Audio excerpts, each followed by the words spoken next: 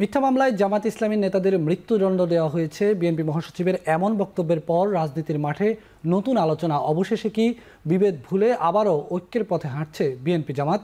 এর মধ্যে আরেকটি আলোচনা চাওয়া হয়েছে আগামী নির্বাচনে সমমনা দলগুলো জোট করবে নাকি সমঝোতা। যদিও জোটবদ্ধ নির্বাচন করলেও নিজ দলীয় প্রতীক নিয়ে ভোট করতে হবে, আইনের এমন সংশোধনীতে বেশ চাপের মুখে পড়েছে অনেক রাজনৈতিক দল। জোটেও জুটবে না প্রতীক, এ বিষয়ে আলোচনা করতে চাই আজকের পর্বে। স্বাগত জানাচ্ছি নিয়মিত আয়োজন এখন প্রকাশে, সঙ্গে আছি আমি বেলায়েত হোসাইন। আজকের পর্বে আলোচনা করার জন্য আমাদের সঙ্গে উপস্থিত হয়েছেন আপ বাংলাদেশের সদস্য সচিব আরিফিন মোহাম্মদ হিজবুল্লাহ, আমাদের সঙ্গে আছেন গণ অধিকার পরিষদের সাধারণ সম্পাদক মোহাম্মদ রাশেদ খান, আছেন এনসিপির জাতীয় নাগরিক পার্টি এনসিপির যুগ্ম আহ্বায়ক সারোয়ার তুষার। আপনাদের তিনজনকে স্বাগত জানাচ্ছি আমাদের আজকের আলোচনায়। আমরা আলোচনা শুরু করব রাশেদ খানকে দিয়ে। আলোচনার বিষয় আমরা যেহেতু দিয়েছি জোটেও জুটবে না প্রতীক, শুরুটা একটু রাশেদ খানকে এই প্রশ্নটা করতে চাই। রাশেদ খান, আপনি গণ অধিকার পরিষদের সাধারণ সম্পাদক, আপনাদের দলের প্রতীক ট্রাক। আপনার কাছে কোন প্রতীকটা বেশি পছন্দের, ট্রাক নাকি ধানের শীষ? ধন্যবাদ সবাইকে, শুভেচ্ছা। আমরা বিএনপির সাথে 2022 সাল থেকে যুগপৎ আন্দোলন করেছি। সে সময় আসলে আমাদের মধ্যে কখনোই আলোচনা ছিল না যে আমরা ক্ষমতার অংশীদার হব বা বিএনপির কাছ থেকে আমাদের আলাদা কোনো প্রত্যাশা ছিল না। আমাদের একটাই উদ্দেশ্য ছিল শেখ হাসিনার পতন। 2018 সালের যে সময় কোটা সংস্কার আন্দোলনের আমরা নেতৃত্ব দিয়েছি, সেই সময় আমাদের কাছে মনে হয়নি যে আমরা আসলে নেতা হওয়ার জন্য এই আন্দোলনের নেতৃত্ব দিচ্ছি। আমরা নিজেরাও বঞ্চনার শিকার ছিলাম। আমি নিজে আমার ঢাকা বিশ্ববিদ্যালয়ের জীবনে সূর্য সেন হলে যে সময় থেকেছি, আমার রুমমেটদেরকে দেখেছি শুধুমাত্র কোটার কারণে চাকরি পেত না। এই যে বৈষম্যকে সামনে থেকে দেখা, এই কারণে কিন্তু আমি নিজেই মাঠে চলে গিয়েছি, নেতৃত্ব দিয়েছি এবং সেই আন্দোলন সফল হয়েছে। দেখেন, এই আন্দোলন করতে গিয়ে আমি নিজে MBA ফাইনাল সেমিস্টারের পরীক্ষা দিতে পারি নাই। সে সময় আমার হাতে দুইটা অপশন ছিল যে আমি কি আসলে ফাইনাল সেমিস্টারের পরীক্ষা দিব নাকি শিক্ষার্থীরা আমার উপর আস্থা বিশ্বাস রেখেছে সেই আন্দোলনের নেতৃত্ব দিব। আমি আমার ক্যারিয়ারটা স্যাক্রিফাইস করেছি, আমি কিন্তু পরীক্ষা না দিয়ে আমি আন্দোলনের নেতৃত্ব দিয়েছি। অর্থাৎ আমাদের যদি 18 সাল থেকে 24 সাল পর্যন্ত উত্থানটা দেখেন, এই যে গণ অভ্যুত্থান হয়েছে 2018 সালের কোটা সংস্কার আন্দোলনের প্রেক্ষাপটে, আমাদের মধ্যে কখনোই এই ধরনের চাওয়া পাওয়া ছিল না যে আমরা MP হব, মন্ত্রী হব, আর এই জন্যই লড়াই করছি।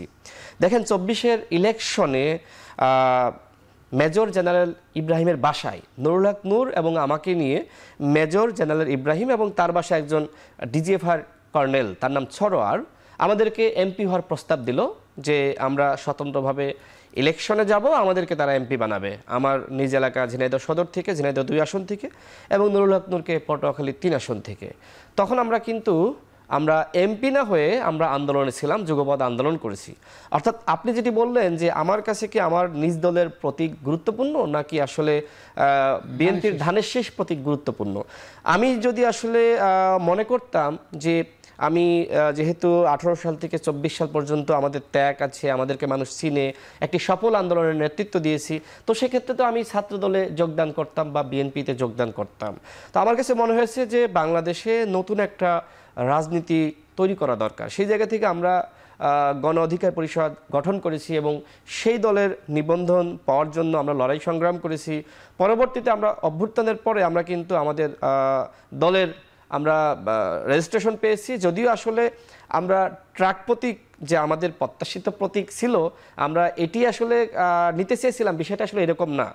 এনসিপি এই মুহূর্তে আপনি নিশ্চয়ই দেখেছেন যে তারা শাপলা প্রতীকের জন্য ফাইট করছে।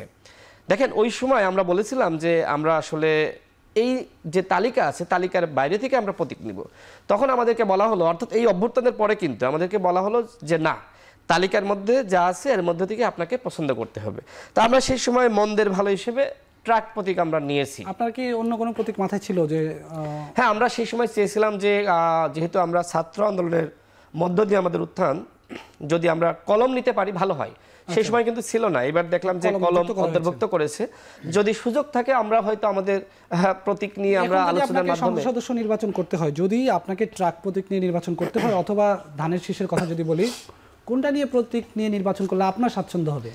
দেখেন, এই যে বাংলাদেশে যে জোট রাজনীতি এবং জোটের মাধ্যমে আসলে নির্বাচন করা, তো এই জোট নির্বাচন কেন হয়? কৌশলগত ব্যাপার থাকে যে এই জোটের মাধ্যমে আসলে আপনার তারা সরকার গঠন করবে বা ক্ষমতায় যাবে।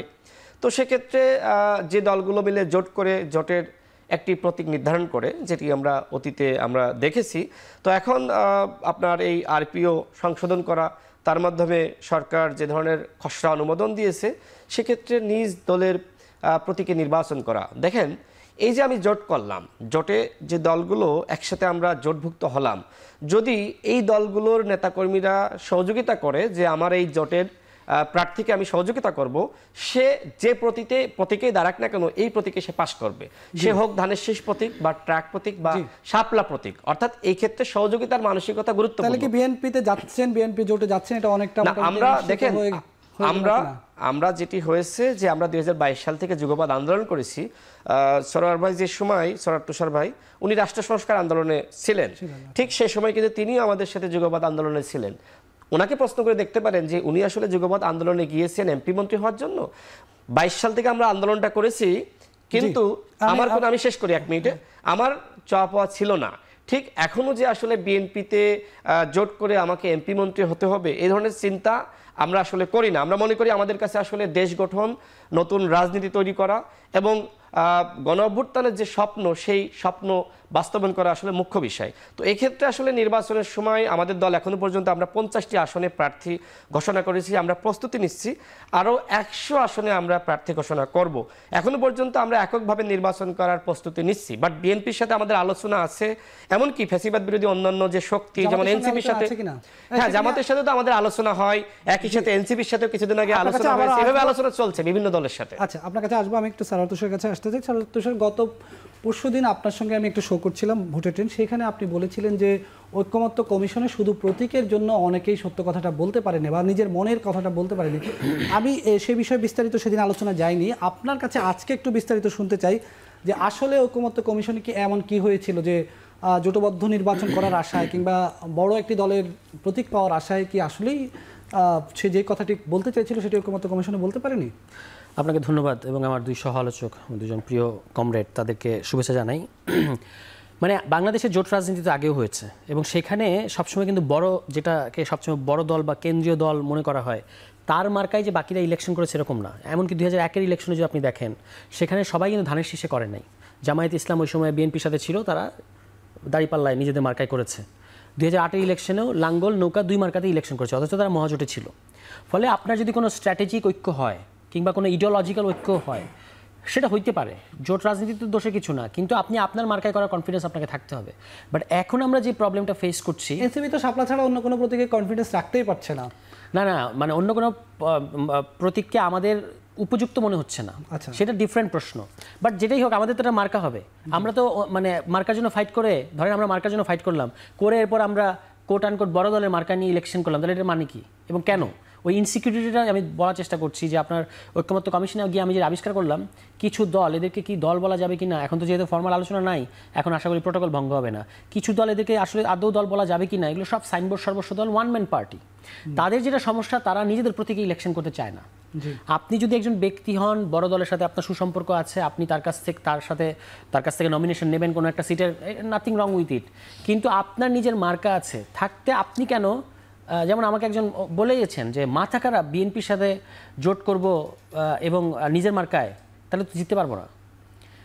তারা তো ধরেন কেন, এই যেটা রাশেদ খান বললেন খুবই যুক্তিযুক্ত, কিন্তু যে তাদের ভয়টা হচ্ছে যে যদি আমরা আমাদের মার্কায় করি, যদি বিএনপি তাকে ওই আসন ছেড়েই দেয়, ধরেন কথা, এই সমস্যাটা স্পেসিফিকভাবে বিএনপি এবং বিএনপির যারা জোট সঙ্গী তাদের, এটা ইভেন অন্যদের সমস্যা না।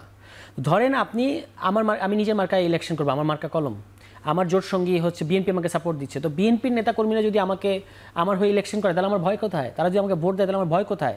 কিন্তু ভয়টা হচ্ছে যে আসলে তারা জানে, বিএনপিও জানে যে বিএনপি হাইকমান্ড হাজারবার বললেও, ডিক্রি জারি করে বললেও, তার নেতাকর্মীদেরকে আসলে ওই লোককে দিয়ে ওই লোকের পক্ষে আনতে পারবে না এবং ওই লোকও এদের ভোট পাবে না।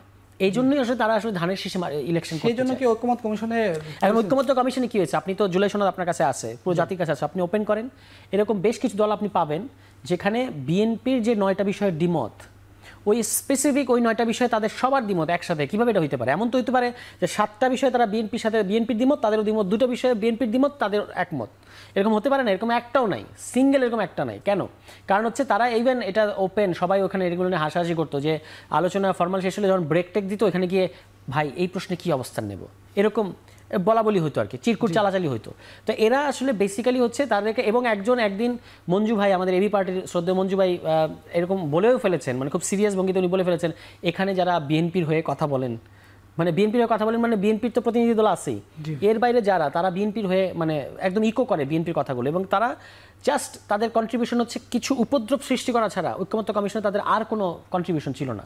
এবং ঐক্যমত্য কমিশনে যারা কিছু দল সিরিয়াসলি আলোচনা করতো, বিএনপি, জামায়াত ইসলাম, এনসিপি, গণ অধিকার পরিষদ, গণতন্ত্র মঞ্চভুক্ত কয়েকটা দল, ইসলামী আন্দোলন, তাদের সিরিয়াস পজিশন আছে, সেটা আমার সাথে একমত হয়ে আমার সাথে মিলুক বা না মিলুক। বাকি কিছু দল আছে, সাইনবোর্ড সর্বস্ব ছিল যা কিছু দল, যার আমি শুরুতে দেখতাম আর ভাবতাম যে এরা কেন এখানে আছে এবং এদের আসলে কাজটা কি, দরকারটা কি, কিন্তু এরা এখানে ছিল। তো এরা হচ্ছে ওই আপনার ওই পুরো জিনিসটা হলো এই মার্কা কেন্দ্রিক আর কি। আমি একটু আরিফিন হিজবুল্লাহর কাছে আসতে চাই। আরিফিন হিজবুল্লাহ, আমরা যখন প্রতীক নিয়ে কথা বলছি, জোটের কথা বলছি, বাংলাদেশ তো জুলাইয়ের উদর থেকে জন্ম নেওয়া একটি দল। তারা তাদের রাজনৈতিক অবস্থান জুলাইয়ের রাজনৈতিক অবস্থান। মাঠে যদি নির্বাচনী অবস্থান বলি, বাংলাদেশ আসলে কি করবে? তাদের তো প্রতীকের কোনো প্রশ্নই নেই। নির্বাচন সামনে রেখে কি চিন্তা ভাবনা? দেখেন, আমরা রাজনৈতিক দল হিসেবে নিবন্ধনের জন্য আবেদন করি নাই। আমরা আগেও বলেছি, আমরা যখন মে মাসের 9 তারিখে আত্মপ্রকাশ করি তখন থেকে আমরা এটা বলেছি যে এই আপকামিং যে ইলেকশন, এই ইলেকশনকে কেন্দ্র করে আমরা নির্বাচনমুখী কোনো রাজনীতি করার আমাদের পরিকল্পনা নাই। আমরা রাজনৈতিক দল গঠন করব ইলেকশনের পরে। কিন্তু এখন যে নির্বাচনটি সামনে আসছে, আমরা মনে করছি যে এই নির্বাচনটি গতানুগতিক নির্বাচনের মতো একটি নির্বাচন আকারে আমরা এই নির্বাচনকে দেখতে চাই না। আমরা এই নির্বাচনকে দেখতে চাই, এই নির্বাচন হবে বিভিন্ন সময়ে, যেই নির্বাচন আমরা বিশেষ রাজনৈতিক পরিস্থিতির পরে দেখি। যেমন ধরেন যে 54 নির্বাচন, 52 ভাষা আন্দোলনের পরে 54 যে নির্বাচন, সেখানে 52 একটা ম্যান্ডেট 54-তে হয়েছে। 70-এর যে নির্বাচন, যে 69-এর গণ অভ্যুত্থানের পরের যে নির্বাচন, 90-এর গণ অভ্যুত্থানের পরে 91-এর যে নির্বাচন, আমরা সামনের নির্বাচনকে দেখছি এইরকমই একটি রাজনৈতিক প্রয়োজনের পরে যেই গভর্নমেন্টটি ফর্ম করবে, সেই নির্বাচনটিকে এই বাস্তবতার আলোকে দেখি যেন এই নির্বাচনের আগে যে গণ আন্দোলনটি হয়েছে, সেই গণ আন্দোলনের যে জনগণের আকাঙ্ক্ষা ছিল, প্রত্যাশা ছিল, সেই প্রত্যাশাকে ম্যান্ডেট ধরে একটি নির্বাচন হবে এবং সেই প্রত্যাশাকে কোন দল কতভাবে সার্ভ করতে পারবে, পূরণ করতে পারবে, সেই কনফিডেন্সটা মানুষের মধ্যে তৈরি হবে এবং যারা ক্ষমতায় যাবেন তারা সেই প্রত্যাশার আলোকে সরকার গঠন করবেন। আমরা এই জায়গা থেকে নির্বাচনটাকে দেখি। সে জায়গা থেকে আমরা মনে করছি যে আগামীর নির্বাচনটা বিএনপি এবং জামাত কেন্দ্রিক যেভাবে একটি রাজনৈতিক মেরুকরণ তৈরি হয়ে গেছে, যে সবাই আইদার বিএনপির সাথে যাবে অথবা জামাতের সাথে যাবে, এই রকম মেরুকরণের বাইরে একটি তৃতীয় জোট গঠন করা দরকার, যাদের শুধুমাত্র এই গণ অভ্যুত্থানের ম্যান্ডেটকে সামনে রেখে যারা কথা বলবে এবং এই তাদের যে জোট, সেই জোটটা আগামী নির্বাচনে প্রতিফলিত হবে মূলত জুলাইয়ের ম্যান্ডেটকে সামনে রেখে। এবং সেজন্যই আমরা রাজনৈতিক দলগুলোর সাথে আলাপ আলোচনা করছি বাংলাদেশ, এবং আমরা মনে করছি বিএনপি এবং জামাতের যে বাইনারি তৈরি হয়েছে, এই বাইনারির বাইরে একটা তৃতীয় শক্তিশালী জোট গঠন করা দরকার। সেই ক্ষেত্রে বাংলাদেশ কাদের সঙ্গে চিন্তা ভাবনা করছে? আমরা দেখছি এবি পার্টির সঙ্গে বাংলাদেশ একটি বৈঠক করেছে বা একটা বড় প্রোগ্রাম করেছে। প্রতীকের বিষয় যদি আসি, তাহলে বাংলাদেশ কি আগামী নির্বাচনে অংশ নেবে? কোন প্রতীকে নেবে? বাংলাদেশের যেহেতু নিবন্ধনের ব্যাপার নেই, ফলে আমাদের কোনো নিজস্ব প্রতীক নাই। যেমন ধরেন এখানে প্রতীক নিয়ে যে ক্রাইসিসের কথাটা বলা হচ্ছে, ধরেন কারো বাবা তার নাম রাখছে বাবলু, কিন্তু তার বাবলু নাম পছন্দ না, সে হাবলু হতে চায়। এই যে একটা ক্রাইসিস, যে তার একটা প্রতীক আছে কিন্তু সেই প্রতীক করবে না, তার কাছে মনে হয়েছে ওই প্রতীকে করবে। আমার মনে হয় এটা হচ্ছে গরিবের পিয়ার পদ্ধতি আর কি, মানে পিয়ার নিম্ন পক্ষে যে পিয়ার সিস্টেম, এটার ব্যাপারে তো এটাই ছিল যে মার্কা দেখে মানুষ ভোট দিবে। এখন ছোট ছোট বিভিন্ন দল যারা বিভিন্ন জোটে যেতে যাচ্ছে, তাদের আকাঙ্ক্ষা কিন্তু জুলাই কিংবা জনগণের ম্যান্ডেট বা কি পরিবর্তন চাচ্ছে এরকম কোনো আকাঙ্ক্ষা নাই। তাদের আকাঙ্ক্ষা যেন তেনভাবে পার্লামেন্টে যাওয়া, সেটা যাওয়ার জন্য যেই মার্কা পাইলে যাওয়া যায় সেই মার্কা যাবে, এতে সে নিজের নাম, বাপের দেওয়া নাম পরিবর্তন করতেও তার সমস্যা নেই।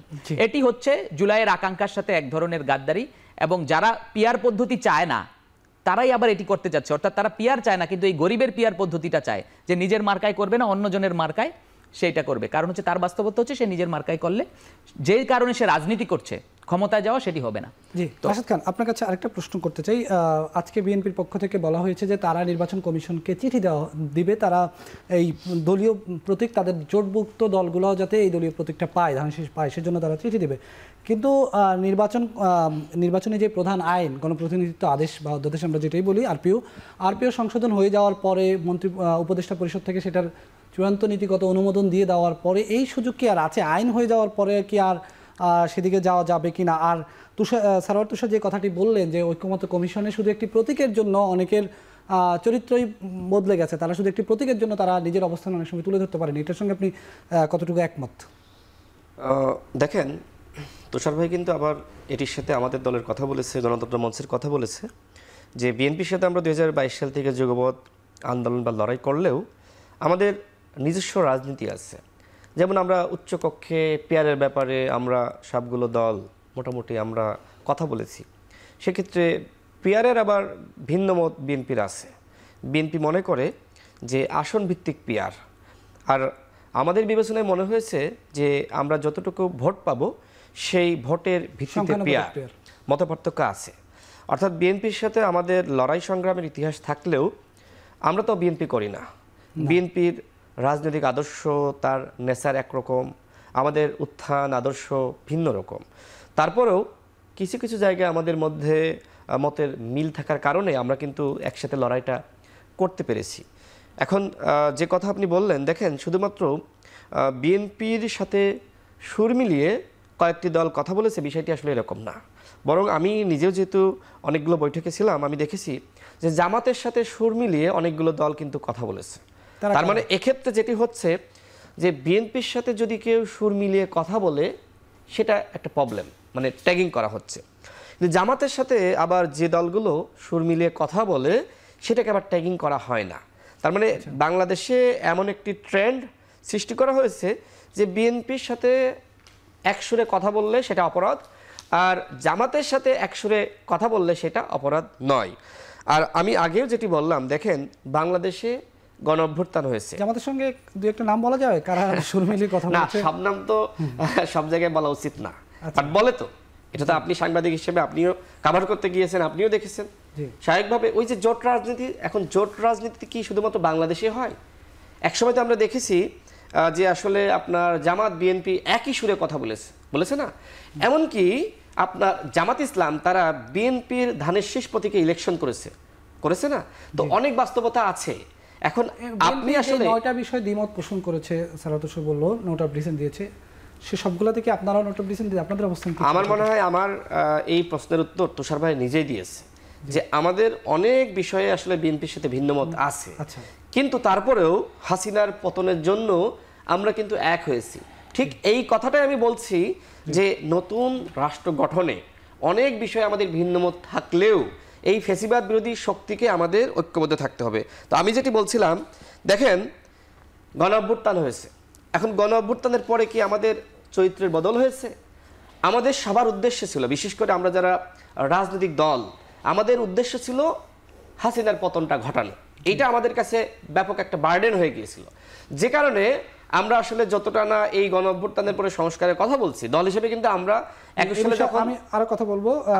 একটা বিরতির সময় হয়ে গেছে, নিচে ছোট্ট একটা বিরতি পর ফিরে এসে আবার যুক্ত হবো আলোচনায়।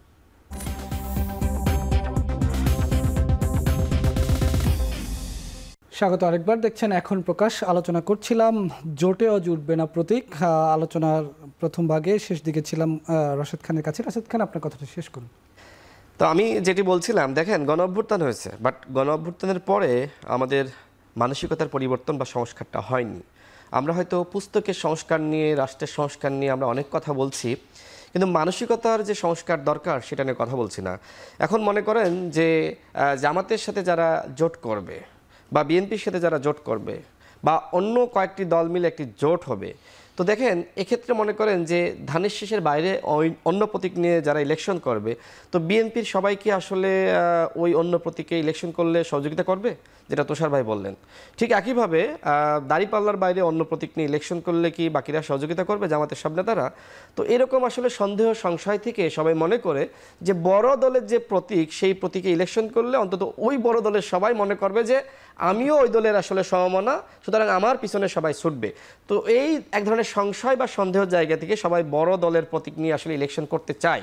এখন যদি গণ অভ্যুত্থানের পরে আমাদের ওই চরিত্রের পরিবর্তন হতো, যে জোটটা আসলে কৌশলগত কারণে, যে আমরা এই জোটের দলগুলো মিলে একটি সরকার গঠন করবো, মনে করেন যে বিএনপির 41% ভোট আছে আর আমার আছে 10%, তাহলে সরকার গঠনের দরকার 51%, তাই না? তো আমাকে যেমন বিএনপির প্রয়োজন, বিএনপিকে আমার প্রয়োজন, কিন্তু সমস্যা হলো যে আমি আসলে 10% আমার ভোট টাকার কারণে বিএনপির নেতাকর্মীরা মনে করছে যে আসলে তার পিছনে ছুটে লাভটা কি, তার প্রতিকে আমি কেন আসলে এইভাবে সময় দিব, অর্থ খরচ করব, তার পিছনে কেন ছুটবো।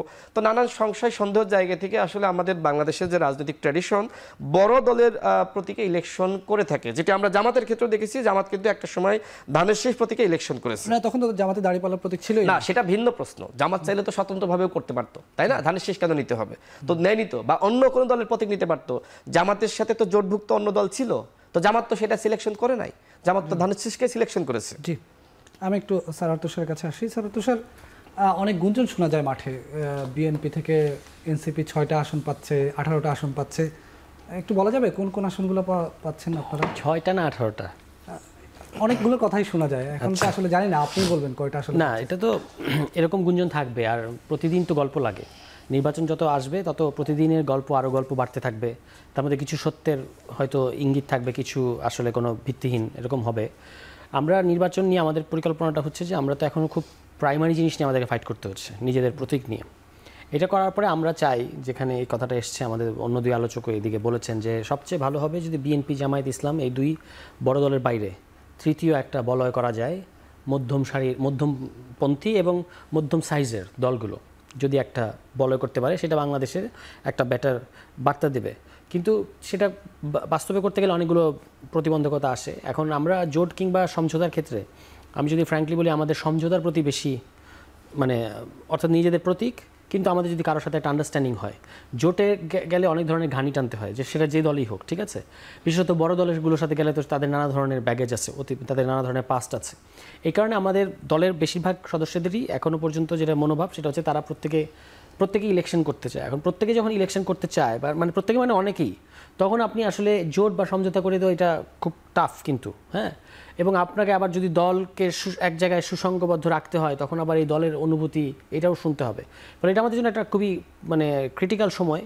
তা আমরা প্রাথমিকভাবে যেটা করছি যে আমাদের দলের যারা সম্ভাব্য প্রার্থী এবং যাদের যেখানে কতটুকু কি অবস্থান আছে, এইটা যাচাই করার জন্য একটা অনানুষ্ঠানিক টিম করা হয়েছে। আসিফ মাহমুদ মাহফুজ তারা কবে উপদেষ্টা পরিষদ থেকে পদত্যাগ করে এনসিপিতে যোগ দেবেন? এটা তো তারা জানেন, এবং তারা এনসিপিতে আসবেন কিনা এটা আমার আই হ্যাভ নো আইডিয়া। এনসিপিতে আসবেন কিনা, কিছুদিন আগে মাহফুজের ভাই এনসিপি নেতা, এনসিপির যুগ্ম আহ্বায়ক সম্ভবত মাহবুল আলম, তিনি লক্ষ্মীপুরে একটা প্রোগ্রামে বলেছেন লক্ষ্মীপুর 1 আসন থেকে মাহফুজ আলম নির্বাচন করবেন, এই ধরনের একটা ইঙ্গিত দিয়েছেন। তো সেক্ষেত্রে মাহফুজ আলম উনি যখন এনসিপির নেতা হয়ে এটা বলেন, তো মাহফুজ কোন দল থেকে নির্বাচন করবে তাহলে? না, একটা তো মানে এই ধরনের কথাও শোনা যাচ্ছে যে আসিফ মাহমুদ ঢাকা 10 আসনে নাকি সিঙ্গেল। এটা আমিও শুনেছি। এখন আমি তো চাইবো যে গণঅভ্যুত্থানের একজন নেতা ইলেকশন করুক, কিন্তু সেটা এনসিপি থেকে করবেন কিনা এটা তার সিদ্ধান্ত। আর মাহবুব এনসিপির নেতারা যেমন সত্য, আবার এটাও তো আনডিনায়েবল ফ্যাক্ট যে তিনি মাহফুজের ভাই। সুতরাং তার ভাই ইলেকশন করবেন কি করবেন না, তাদের পারিবারিক আলোচনা হয়েছে কিনা এটা তো আমাদের জানার কথা না, তারা জানবেন। এখন তিনি বলেছেন যে লক্ষ্মীপুর থেকে ইলেকশন করবে, আপনি যেটা বললেন সেটা যদি হয়, সেটা যে এনসিপি থেকে করবে এরকম কোনো কথা নাই। কিন্তু মানে আমরা তো চাইবো ডেফিনেটলি গণঅভ্যুত্থানের এই দুজন নেতা তারা এনসিপিতে আসুক, এটা আমরা চাইবো। কিন্তু সেই ক্ষেত্রে কারোর ক্ষেত্রেই তো কোনো বাধা নাই। বাধা হচ্ছে একটা, যে আপনাকে উপদেষ্টা পর্ষদ থেকে চলে আসতে হবে যদি আপনার ইলেকশন কেন্দ্রিক পরিকল্পনা থাকে। তো সেটা আমাদের সবসময় ওপেন আছে। আমি একটু হিজবুল্লাহর কাছে আসতে চাই। হিজবুল্লাহ, জামাতের আমির একদিকে ক্ষমা চাইলেন 71-এর বা 47 থেকে যত দায় আছে তাদের সেগুলো নিয়ে ক্ষমা চাইলেন। আরেকদিকে আজকে মির্জা ফখরুল বললেন, জামাত নেতাদের বিশেষ করে তিনি নিজামী সাহেবের কথা বললেন, কামরুজ্জামান সাহেবের কথা বললেন, মীর কাসেম সাহেব ও সালাউদ্দিন কাদের চৌধুরীর কথা বললেন। তাদেরকে মিথ্যা মামলায় মৃত্যুদণ্ড দেওয়া হয়েছে বলে তিনি উল্লেখ করেছেন। এই বিষয়টাকে আসলে কিভাবে মূল্যায়ন করবেন? জামাত বিএনপির যে এই যে কয়েকদিনের দূরত্ব আমরা দেখেছি, এইগুলো কি আসলে এক ধরনের কি বলবো মেকি দূরত্ব ছিল, নাকি আসলেই দূরত্ব ছিল আবার এক জায়গায় চলে আসছে? আসলে দূরত্ব ছিল নাকি এক জায়গায় চলে আসছে এইটা তো মানে যারা ভিতর থেকে জামাত এবং বিএনপির লোক তারা ভালো বলতে পারবেন আর কি, যে ইন্টারনালি এই দুইটা দলের মধ্যে কি ধরনের কথা হচ্ছে। কিন্তু স্টেটমেন্টের জায়গা থেকে যদি আমরা বলি, যে ট্রাইব্যুনালে বিচারটা হয়েছে, ডেফিনেটলি সেই বিচারের মধ্য দিয়ে আসলে কোনো ধরনের বিচার করা হয় নাই, এইটা পরিকল্পিতভাবে জুডিশিয়াল মার্ডারই হয়েছে। এইটা না বলার কোনো উপায় নেই। যখন আমরা দেখেছি যে ট্রাইব্যুনালের সাক্ষী দেলোয়ার হোসেন সাইদি সাহেবের মামলায় তার সাক্ষী সুখরঞ্জন বালিকে কোর্ট থেকে কিডন্যাপ করে দমদম কারাগারে পাঠায় দেওয়া হয়েছে ভারত, মানে যখন সাইদি সাহেবের বিচার চলে তখন সুখরঞ্জন বালি দমদম কারাগারে।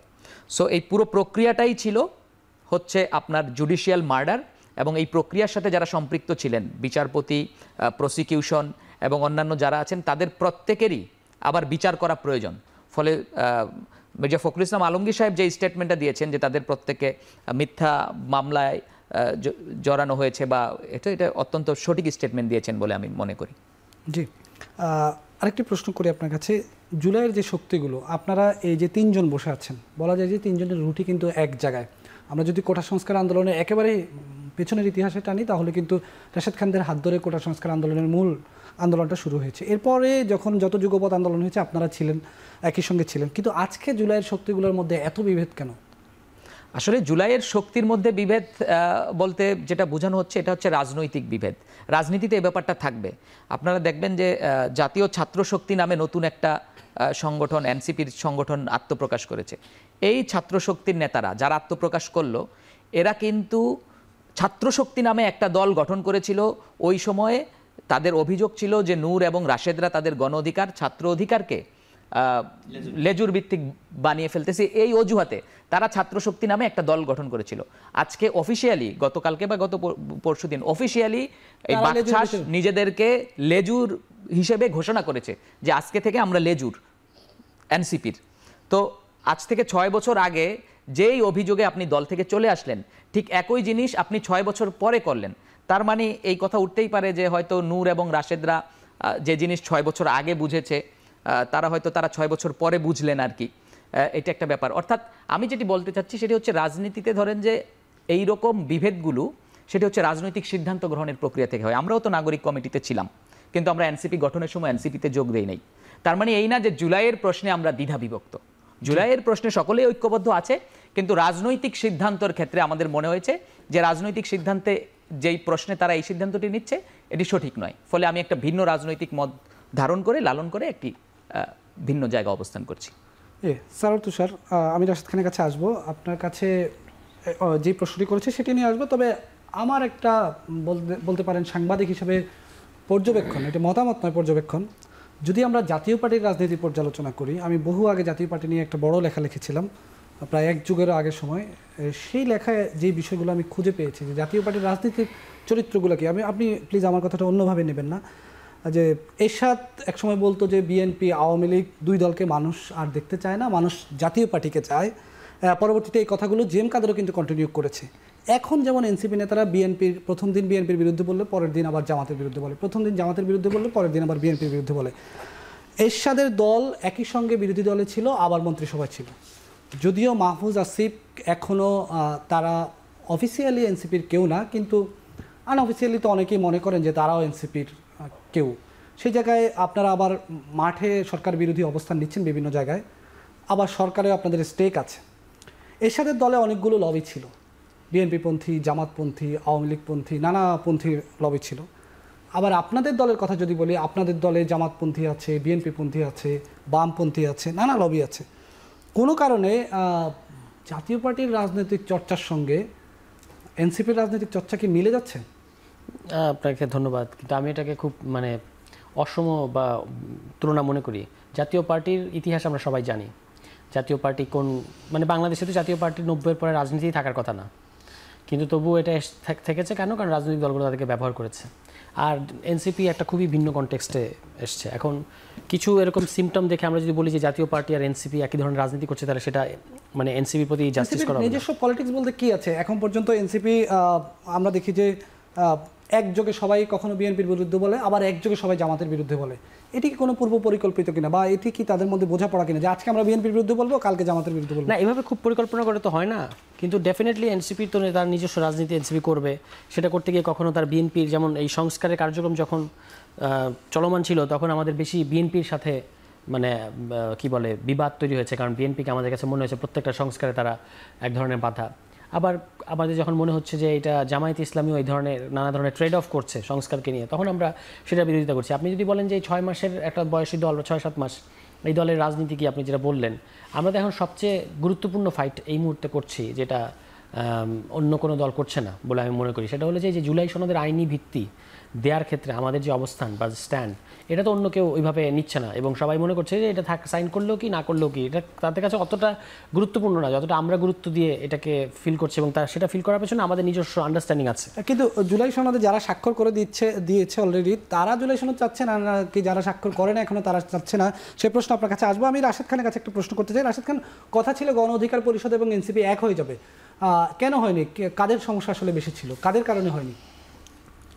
আমি আপনার প্রশ্নের উত্তর দিব, তার আগে আরও কয়েকটি বিষয়ে কথা বলি। দেখেন, আমার একজন অবজারভার হিসেবে যেটি মনে হয় যে এনসিপি আসলে ভুল রাজনীতি করছে, যেটি আপনি বললেন, প্রশ্ন করলেন যে কখনো তাদের নেতারা একযোগে বিএনপি ব্যাশিং রাজনীতি, কখনো জামাত ব্যাশিং রাজনীতি, এর মাধ্যমে আসলে তাদের অর্জনটা কী? দেখেন, এই যে জুলাই গণ অভ্যুত্থান, এই গণ অভ্যুত্থানে এনসিপির যারা শীর্ষ নেতৃবৃন্দ, তাদের আহ্বানে এদেশের প্রত্যেকটা শ্রেণী পেশার মানুষ রাজপথে নেমেছে। অর্থাৎ এনসিপির যে রাজনীতি হওয়া দরকার ছিল, একতা, জাতিকে ঐক্যবদ্ধ করা, সেই ধরনের রাজনীতি করা, কিন্তু তারা আসলে নিজেদের রাজনীতি প্রতিষ্ঠা করার জন্য তারা কখনো জামাতকে ঘায়েল করা, কখনো বিএনপিকে ঘায়েল করা, কখনো গণ অধিকার পরিষদ বা বাংলাদেশ বা অন্য কোনো দল, এদেরকে ঘায়েল করা। তো আমার কাছে মনে হয় যে এদেশের তরুণ প্রজন্ম যারা সামনে থেকে নেতৃত্ব দিল, আসিফ বলেন, মাহফুজ আলম বলেন, বা নাহিদ ইসলাম বা আক্তার হোসেন, আমার কাছে মনে হয় যে এটা আসলে ভুল রাজনীতি। দেখেন, বাংলাদেশে যে পরিবর্তনের কথা বলছেন, এই পরিবর্তন মানে কি শুধুমাত্র শাসক বা ক্ষমতার পরিবর্তন? অবশ্যই না। আমরা এই গণ অভ্যুত্থানের পরে যে বিষয়গুলো দেখছি, যে সংস্কারের নামে আসলে আমরা যে আলোচনাগুলো করছি, বাট সংস্কারের ছিটে ফোঁটা আমরা দেখছি না। আমাদের এক ধরনের আকাঙ্ক্ষা আছে যে কেন এটি হলো না। দেখেন, শুরু থেকে যদি আমরা ঐক্য ধরে রাখতে পারতাম, তাহলে এই আফসোস আমাদের থাকতো না। আমার কাছে মনে হয় যে এনসিপির এই দায়িত্ব দরকার ছিল। এখন তারা আসলে কাদের পরামর্শে এক হলো না, এই প্রশ্নটা আমার ছিল। আসবো। দেখেন, তারা আসলে কেন এই একতার রাজনীতি করলো না, বিভেদের রাজনীতি বেছে নিল, সেটা আসলে আমার মনে হয় তুষার ভাইরা বলতে পারবে। আর এনসিপি এবং গণ অধিকার পরিষদ কেন এক হতে পারলো না? আমরা 2018 সালের কোটা সংস্কার আন্দোলন করেছি, আক্তার হোসেনরা সে সময় আমাদের সাথে আন্দোলন করেছে, নাহিদ ইসলাম বলেন বা তাদের সাথে যারা আছে তার প্রত্যেকে মোটামুটি আমাদের সাথে কোটা সংস্কার আন্দোলনে ছিল। 19 সালের ডাকসু নির্বাচনে নুরুল হক নূর ভিপি ক্যান্ডিডেট, আমি জিএস ক্যান্ডিডেট ছিলাম। আমাদের প্যানেল থেকে আক্তার হোসেন, নাহিদ ইসলাম ইলেকশন করেছে। 2023 সাল পর্যন্ত আসিফ মাহমুদ বা তাদের অনেক নেতা, এমনকি আক্তার হোসেন, তারা ছাত্র অধিকার পরিষদের রাজনীতি করেছে। যেটি ভাই বললেন যে আপনার লেজুর ভিত্তির অভিযোগ দিয়ে তারা আমাদের থেকে দূরে সরে গেছে, যদিও তারা নিজেরা এখন লেজুর ভিত্তি করছে।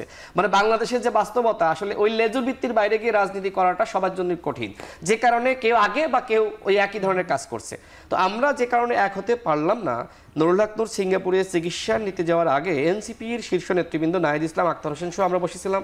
নুরুল হক নূর অসুস্থ, তারপরেও তিনি সহ আমরা বসেছিলাম। বসে সেখানে একীভূত হওয়া বা নতুন একটি দল গঠন করা, নতুন রাজনীতি বিনির্মাণ করা, এই ব্যাপারে আমাদের ইতিবাচক আলোচনা হয়েছে। সেই আলোচনায় আপনার এনসিপির নেতা, আচ্ছা একজন নেতা ছিলেন, হ্যাঁ, পাটোয়ারি সাহেব, পাটোয়ারি ছিলেন। তো তাকে আমি স্পষ্টভাবে বললাম, নাসিরউদ্দিন পাটোয়ারি, আমি তাকে স্পষ্টভাবে বলেছিলাম, তিনি নোট করছিলেন যে কি আলোচনা হচ্ছে। আমি বললাম যে আপনারা যদি কেউ মনে করেন যে গণ অধিকার পরিষদ এনসিপিতে যুক্ত হবে বা আমরা আপনার দলে জয়েন করবো, তাহলে ভুল। সুতরাং আপনারা যারা আলোচনায় অন্তর্ভুক্ত হয়েছেন, এই আলোচনা কেউ করবেন না। সেই নাসিরউদ্দিন পাটোয়ারি, আপনি নিশ্চয়ই খেয়াল করেছেন, তিনি মিডিয়া সাক্ষাৎকারে বলেছেন যে গণ অধিকার পরিষদের অনেক নেতাকর্মী আমাদের সাথে যোগদান করতে চায়, গণ অধিকার পরিষদ দলটি বিলুপ্ত করে তারা আমাদের সাথে যুক্ত হতে চায়। অর্থাৎ গণ অধিকার পরিষদকে এক ধরনের ছোট করা হয়েছে, কটাক্ষ করা হয়েছে। এবং তারপরে আমরা দেখলাম যে নাসিরউদ্দিন পাটোয়ারির ধারাবাহিকতায় এনসিপির অনেক নেতৃবৃন্দ একই ধরনের মন্তব্য করলো। তখন আমার কাছে প্রশ্ন তৈরি হলো যে আসলে কিভাবে এটি সম্ভব, তারা কি কেন একসাথে হতে চায়, তারাই আমাদেরকে কল করলো, আবার তারা আমাদেরকে খাটো করলো। তো এই যে তারা আমাদেরকে ছোট করলো, এই কারণে আমাদের দলের নেতাকর্মী এখন আসলে আর একীভূত হতে চায় না, বা তাদের সাথে একসাথে কাজ করা আর কোনো পরিবেশটা নাই। আসবো বিরতির পর। দর্শক, এই পর্যায়ে নিচ্ছি আরেকটি বিরতির পর ফিরে এসে যুক্ত হবো আলোচনায়।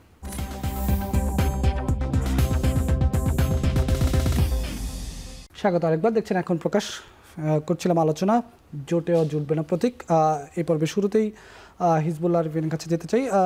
আপনার কাছে যে প্রশ্নটি, যে বাংলাদেশে যারা আছেন, যুক্ত আছেন জুলাইয়ের শক্তি নিঃসন্দেহে, কিন্তু বাংলাদেশের অনেক পোস্টার বয় যাদেরকে বলা হয় তারা বেশিরভাগই শিবিরের রাজনীতির সঙ্গে জড়িত ছিল।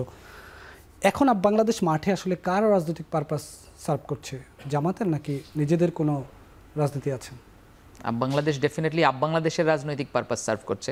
মানে যদি কারো রাজনৈতিক পারপাস সার্ভ করার প্রয়োজন হয় তাহলে তো সে তার নামেই বা সেই সংগঠনেই যোগ দিয়ে সেই সংগঠনের রাজনীতি করত। দেখেন যে বাংলাদেশ তো তার রাজনীতি নিজেরটা করছে, এবং আপনি দেখবেন যে আমরা যেহেতু রাজনৈতিক দল না, ফলে ঐক্যমত্য কমিশনে আমরা ছিলাম না, কিন্তু বাংলাদেশই প্রথম যখন আপনার এই জামাত নিম্নকক্ষে পিআর চেয়েছে, তখন আমরা সংবাদ সম্মেলন করে বলেছি যে বাংলাদেশ নিম্নকক্ষে পিআরকে সমর্থন করে না, এবং উচ্চকক্ষে পিআরকে আবার বিএনপি যেভাবে বলতেছে আসনের সংখ্যানুপাতিক হারে, এটাকেও সমর্থন করে না। উচ্চপক্ষে পিআর সমর্থন করে ভোটের সংখ্যানুপাতিক হারে, আর নিম্ন পক্ষে তারা পিআর চায় না। অর্থাৎ বাংলাদেশ তার রাজনৈতিক স্ট্যান্ডের জায়গায় সে বিএনপি কিংবা জামাত কি বলছে সেটার মুখাপেক্ষী না, তার নিজস্ব রাজনৈতিক স্ট্যান্ড আছে, সে তার নিজস্ব রাজনৈতিক স্ট্যান্ডকে সামনে রেখেই সিদ্ধান্ত গ্রহণ করছে। ঐক্যমত্য কমিশনে কেন বাংলাদেশ অংশ নেয়নি? বাংলাদেশ যেহেতু রাজনৈতিক দল না, ঐক্যমত কমিশনে রাজনৈতিক দল ছাড়া অনেক প্ল্যাটফর্ম ছিল, রাষ্ট্র সংস্কার আন্দোলন ছিল একটি প্ল্যাটফর্ম। রাষ্ট্র সংস্কার আন্দোলন অলরেডি একটা রাজনৈতিক দল হিসেবে তারা নিবন্ধনের জন্য আবেদন করেছে, রিসেন্টলি নিবন্ধন পাবে, ফলে এই জন্য ছিল না।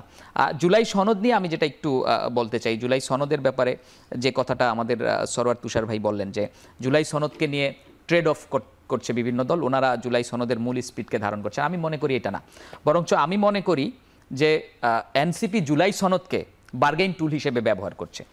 আপনার একই সাথে তারা বলছে যে জুলাই সনদে সাইন করবে না, ঠিক সময় তারা আবার বিএনপির সাথে আসন নেগোসিয়েশন করছে, জামাতের সাথে একটা সমঝোতার কথা বলছে। অর্থাৎ যখনই তাদের সাথে কারো সমঝোতা না হচ্ছে, আপনি বললেন যে একসাথে তারা বিভিন্ন দলকে যখন আক্রমণ করে, একসাথে সকলে মিলে আক্রমণ করছে, কখনো বিএনপিকে কখনো জামাতকে, তারা যখনই এই বার্গেইন টুল হিসেবে জুলাইকে ব্যবহার করতে গিয়ে যখনই দেখছে যে দলটার সাথে আসন সমঝোতা বা এই ভাগাভাগিতে কোনো প্রবলেম হচ্ছে, তখনই সেই দলের বিরুদ্ধে একসাথে অবস্থান নিচ্ছে। অর্থাৎ জুলাই তাদের কাছে একটা বার্গেইন টুল, এবং জুলাই সনদের ব্যাপারটাও হয়েছে তাই। জুলাই সনদের আইনি ভিত্তি মূল কথা না, এখানে হচ্ছে জুলাই সনদ আইনি ভিত্তিতে পাবে গণভোটের মধ্য দিয়ে। জুলাই সনদ হচ্ছে আপনার আইনি ভিত্তি, সেই গণভোট হচ্ছে কাবিননামা ধরেন, এর মধ্য দিয়ে সেটা আইনি ভিত্তি হলো। এর আগে একটা ফর্দ যেটাতে সমস্ত দল মিলে এগ্রি করলো যে ওকে এই জিনিসগুলোতে আমরা এগ্রি করলাম। এখন আমাদের দেশের প্রবলেম হচ্ছে রাজনৈতিক দলগুলো যে এই এগ্রিটা করলো, এটা যদি ডকুমেন্টেড না হয়, 2 দিন পরে এসে আরেকটা দল বলবে আমি তো ভাই এই মতে একমত ছিলাম না। এই প্রবলেমটা তো হবে। অলরেডি আমরা দেখেছি নাহিদ ইসলাম বলেছেন যে জামাত ইসলাম তাদের সাথে নাকি বেইমানি করেছে, নিম্নকক্ষে পিআর করেছে। আবার আপনার ইসলামী আন্দোলনের নেতা বললেন যে এনসিপি তাদের সাথে বেইমানি করেছে, তাদের সাথে আলাপ হয়েছিল, এই আলাপগুলা তারা মানে, অর্থাৎ দলগুলার একটার আরেকটার প্রতি অবিশ্বাস আছে। এই অবিশ্বাসের জায়গায় একমাত্র সলিউশন হচ্ছে প্রথমে এই জিনিসগুলো আলোচনা হয়েছে, এইখানে তার এগ্রিমেন্ট আছে, এইখানে তার ডিসএগ্রিমেন্ট আছে, এইখানে সাইন করো। দিস ইজ দি মানে হচ্ছে জুলাই চার্টার। আমি সরওয়ার তুষারের কাছে আসি। অনেকগুলো প্রশ্ন, অনেকগুলো আলোচনায় চলে আসলো। একটি তো রাশেদ খান বললেন যে যেই অভিযোগে গণ অধিকার পরিষদ থেকে ছাত্র অধিকার পরিষদ থেকে ছাত্রশক্তি আলাদা হলো, আবারও সেই লেজুরবৃত্তি নিয়ে আপনারা ছাত্র রাজনীতি নিয়ে এসছেন। এক সময় বাংলাদেশ গণতান্ত্রিক ছাত্র সংসদ তারা ক্যাম্পাসে দলীয় লেজুরভিত্তিক রাজনীতির বিরুদ্ধে কথা বলেছে।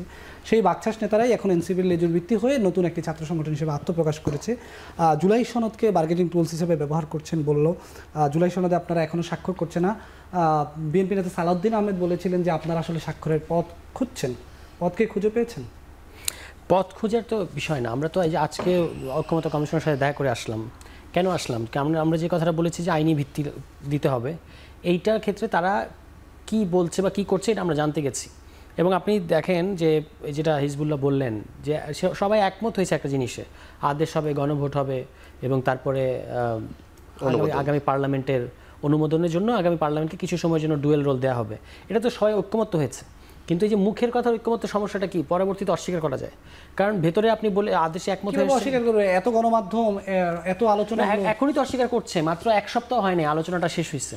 এখনই ধরেন ওখানে আপনি আদেশে রাজি হয়ে এসেছেন, এখন বলতেছেন প্রজ্ঞাপন, দুটোর মধ্যে তো পার্থক্য আছে। এই জন্য আমরা বলেছিলাম যে জুলাই সনদে এটা কেন লেখা থাকবে না, মানে আপনি যে পদ্ধতিতে একমত হয়েছিল ওটা কেন লেখা থাকবে না। এখন এটাকে বার্গেনিং টুল আমরা বানাইনি, বার্গেনিং টুল এটা পরিষ্কার দেখা যাচ্ছে 2 বড় দল বানাইছে। আমাদের বরং বক্তব্য ছিল যে আপনি এটাকে এটার বাইরে নিয়ে আসেন, বার্গেনিং করেন, রাজনীতিতে থাকাটা খুব অস্বাভাবিক কিছু না, কিন্তু জুলাই সনদকে এটার অংশ করেন না। জুলাই সনদ আসলে ডেফিনেটলি এটার যে সংস্কার প্রস্তাবগুলো এগুলো হলে বাংলাদেশের গণতান্ত্রিক সংস্কারটা হবে বলে আমরা মনে করি, যদিও কিছু জায়গায় নোট অফ ডিসেন্ট আছে।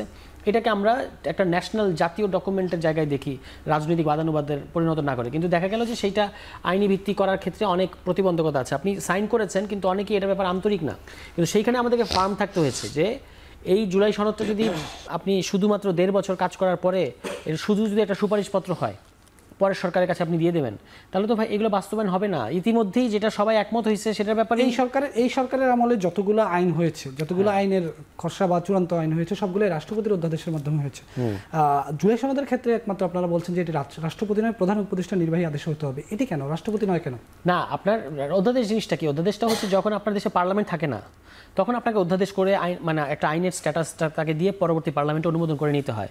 কিন্তু জুলাই সনদে তো অনেক সাংবিধানিক পরিবর্তনের কথা আছে। অধ্যাদেশ হচ্ছে বাই ডেফিনেশন একটা প্রাইমারি ল, এটা দিয়ে আপনি মানে কি বলে এটাকে সংবিধান সংস্কার সম্পর্কিত সিদ্ধান্ত নিতে পারবেন না, এই জন্য আদেশের কথাটা এসেছে। সংবিধান কিংবা রাষ্ট্রের অভিভাবক তো রাষ্ট্রপতি, সেক্ষেত্রে না, রাষ্ট্রপতি মোটেও না। আর একটা জিনিস হচ্ছে কি, সেটা অভিভাবক কি অভিভাবক না সেটা আরেকটা প্রশ্ন। আপনি তাকে টেকনিক্যালি বলতে পারেন যে হেড অফ দ্য স্টেট, কিন্তু তিনি অভিভাবক না। এই যে মানে আদেশ এবং গণভোটটা দেওয়া হবে, এটা দেওয়া হবে কিসের কারণে? গণঅভ্যুত্থানের কারণে, এবং লেজিটিমেসিটা আসবে কোথা থেকে? গণঅভ্যুত্থানের কাছ থেকে। তো সেখানে আপনি যদি রাষ্ট্রপতিকে ইনভলভ করেন, টেকনিক্যাল সমস্যা যেমন আছে, স্পিরিটের দিক থেকে সমস্যা আছে। স্পিরিটের দিক থেকে সমস্যাটা হচ্ছে যে আমরা তো এই ফ্যাসিবাদী সিস্টেমের অবশেষ চুপ্পু, তাকে আমরা এই এত গ্লোরিয়াস একটা জিনিসের অংশ করতে চাই না।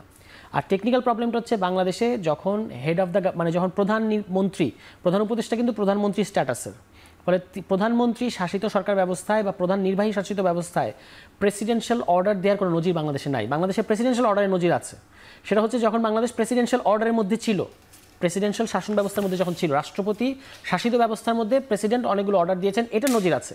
কিন্তু প্রধানমন্ত্রী ইজ দেয়ার, মানে প্রধানমন্ত্রী আপনার সরকার প্রধান, রাষ্ট্রের প্রধান নির্বাহী, ছাত্র শক্তির বিষয়ে তখন বলছি, তখন আপনি রাষ্ট্রপতিকে দিয়ে অর্ডার দিয়েছেন, এরকম কোনো নজির নাই। সেই কারণে আমরা বলেছি প্রধান উপদেষ্টা দেবেন। নজির কি? নজির তো আসলে নাই। আপনি অনেক নজিরবিহীন কাজ তো করছেন, এবং এই ঘোষণাপত্র আপনি দিয়েছেন, এটাও তো নজির নাই প্রধান উপদেষ্টাকে দিয়ে। এখন ছাত্র শক্তির বিষয়টা হচ্ছে, এটা একেবারেই আমি মনে করি যে তাদের নিজস্ব সিদ্ধান্ত। প্র্যাকটিক্যালি স্পিকিং এবং ফ্র্যাঙ্কলি স্পিকিং আমি মনে করি লেজুর ভিত্তি কিনা এটা তো একটা শব্দের বিষয়। আপনি কি রাজনীতি করছেন এটা হচ্ছে মূল। বাংলাদেশে একটা পার্টির সাথে সহযোগিতা বলেছে, হ্যাঁ, মানে আদর্শিক সহযোগিতা, এবং তার সাথে একটা সাংগঠনিক, আগেই তো আদর্শিক সহযোগিতা আগেও ছিল, একটা সাংগঠনিক যুক্ততা তৈরি না করলে বাংলাদেশের বাস্তবতায় আসলে ছাত্র সংগঠন করাটা পসিবল না। এই যে এক্সপেরিমেন্টটা তারা করলেন, হ্যাঁ, সেই এক্সপেরিমেন্টটার মানে নিশ্চয়ই কোথাও কোনো ড্রব্যাকস আছে, তারা দেখতে পাচ্ছেন যে এটা দিয়ে আসলে চলা যাচ্ছে না, তখন তারা এটা ট্র্যাকটা চেঞ্জ করেছে। একেবারে সময় শেষ প্রান্তে চলে এসেছি। আমি শেষ প্রশ্নটি করতে চাই রাশেদ খানকে। রাশেদ খান, আজকে দেখলাম গণ অধিকার পরিষদের সভাপতি নুরুল হক নুরের সঙ্গে এনসিপি নেতা হাসান আব্দুল্লাহর ব্যাপক বাক বিতণ্ডা হয়েছে একটি প্রোগ্রামে। দুজনকে টেন্ডারবাজি কিংবা নিয়োগ বাণিজ্য এগুলো নিয়ে অভিযোগ করেছে। আসলে কে নিয়োগ বাণিজ্য করেছে আর কে টেন্ডারবাজি করেছে? দেখেন, এই যে বর্তমান সরকার, এই সরকারের প্রধান উপদেষ্টা, অন্যান্য উপদেষ্টা, তাদেরকে আসলে কারা নিয়োগ দিল? ওই সময়কার বৈষম্য বিরোধী ছাত্র আন্দোলনের 6 জনের একটি লিয়াজু কমিটি নাহিদ ইসলাম গঠন করেছিলেন, এবং নাহিদ ইসলাম তিনি শপথ নিতে যাওয়ার আগে ঢাকা বিশ্ববিদ্যালয়ের সাংবাদিক সমিতিতে তিনি প্রেস ব্রিফিং করে বলেছেন যে এই সরকারের উপদেষ্টাদেরকে এই 6 সদস্যের যে লিয়াজু কমিটি, তাদের পরামর্শে নিয়োগ দেওয়া হয়েছে। অর্থাৎ এনসিপি যে সবসময় অস্বীকার করে যে তারা সরকারের পার্ট না, কিন্তু নাহিদ ইসলামের তখনকার বক্তব্য যদি আপনি বিশ্লেষণ করেন, তখন তো নাহিদ ইসলাম এনসিপি ছিল না। না, এনসিপি তো হয়নি। কিন্তু এনসিপি কিভাবে গঠিত হয়েছে? এনসিপি বৈষম্য বিরোধী ছাত্র আন্দোলন এবং জাতীয় নাগরিক কমিটির সমন্বয়ে। তার মানে ওই পিছনে যদি আপনি যান, তাহলে এনসিপি কিন্তু এটার সাথে অন্তর্ভুক্ত। অর্থাৎ এই সরকারের সাথে কোনো না কোনো ফরম্যাটে এনসিপির সম্পর্ক আছে, এবং নাহিদ ইসলাম নিজে এটা সম্পর্ক আছে, এবং নিয়োগ বাণিজ্যের অভিযোগ তোলা দুটো। জি দেখেন, সার্জিস আমাকে নিয়ে একটি পোস্ট করেছিলেন, তিনি চ্যালেঞ্জ করেছিলেন, আই থিঙ্ক সরার ভাই, হিজবুল্লাহ ভাই তারা জানেন, যে আমি যদি প্রমাণ করতে পারি যে গণ অভ্যুত্থানের পরে ডিসি নিয়োগের সাথে হাসনাত এবং সার্জিস জড়িত, তাহলে সার্জিস তিনি রাজনীতি ছেড়ে দিবেন। দেখেন, এই যে ডিসি নিয়োগের প্রক্রিয়ার সাথে হাসনাত এবং সার্জিস কিভাবে জড়িত ছিল সেটা কিন্তু আমি ইতিমধ্যে প্রমাণ করেছি। তিনি আমাকে চ্যালেঞ্জ করেছিলেন কিভাবে। সার্জিসের খুব কাছের একজন বন্ধু, তিনি আমাকে আমাদের অফিসে এসে একদিন আমাকে তথ্য দিলেন যে ভাই, গণ অভ্যুত্থানের পরে ডিসি নিয়োগ, এসপি নিয়োগ এমনভাবে হয়েছে যে আপনি চাইলেও একটা ডিসি আপনি নিয়োগ দিতে পারতেন। অর্থাৎ ওই সময় তানভীর, দেখেন তানভীরকে কেন বহিষ্কার করলো এনসিপি? শুধুমাত্র ডিসি নিয়োগ এবং ওই এনসিটিভির যে কেলেঙ্কারি। এখন এই তানভীরের সাথে সম্পর্ক কার? হাসনাত এবং সার্জিসের। কিন্তু এই এনসিপি, আমি শেষ করি একটু, দেখেন এনসিপি কে তানভীরকে কে যুক্ত করলো, সুপারিশ কে করেছিল? হাসনাত এবং সার্জিস। হাসনাত যে অভিযোগটা করেছে নুরুল হক নূরে, আমরাও শুনে থাকি যে নানা সময় উনি সচিবালয় যান, কেন জানা? আমি শেষ করি এটা।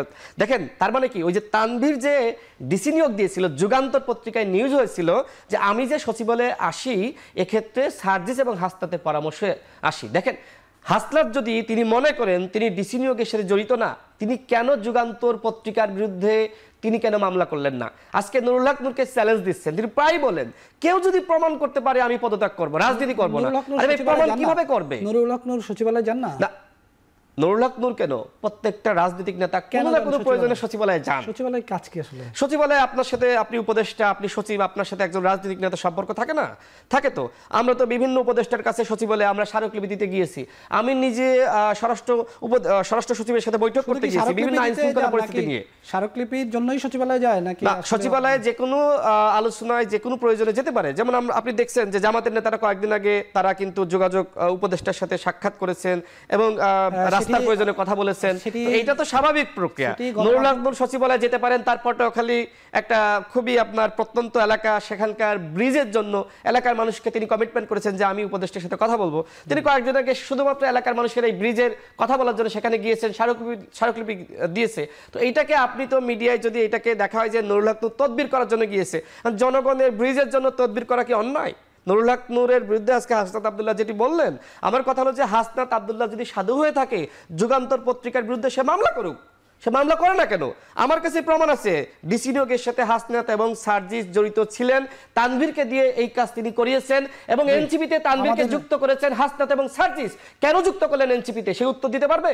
এখন এই যে গাড়িতে তিনি চড়েন হাসনাত এবং সার্জিস, এই গাড়ি কে ব্যবস্থা করে দিয়েছে? ওই তানভীর, দরবেশ বাবা তানভীর। তো এই তানভীর যদি কোনো অপরাধ না করে থাকে, তাকে বহিষ্কার কেন করলো? এবং এই তানভীরের সাথে সবথেকে বেশি সম্পর্ক কার? সম্পর্ক হাসনাত এবং সার্জিসের। আপনি মিলান, আপনার তো সময় নেই। সময় থাকলে আমি বিশ্লেষণ করে আপনাকে বোঝাইতে পারতাম যে অবশ্যই ডিসি নিয়োগের সাথে এবং বিভিন্ন নিয়োগের সাথে হাসনাত, সার্জিস এবং তাদের বিভিন্ন দলের নেতারা বিভিন্ন প্রক্রিয়ায় জড়িত। আমি অসংখ্যবার নিয়ে পোস্ট করেছি। আমি যেহেতু রাজনীতি করি, বিভিন্ন জায়গা থেকে আমার কাছে তথ্যপত্র আসে। আপনি যদি আমাকে 10 মিনিট সময় দেন, আমি প্রমাণ করে দিব যে তারা এটা সাথে জড়িত। আমাদের হাতে নেই, আমাদের পরবর্তী সংবাদেও যেতে হবে। শেষ করছি আজকের আয়োজন। আপনাদের তিনজনকে অনেক ধন্যবাদ আমাদের সঙ্গে আজকের আলোচনায় যোগ দেওয়ার জন্য। দর্শক, এই ছিল আমাদের আজকের আয়োজন। সাথে থাকার জন্য ধন্যবাদ।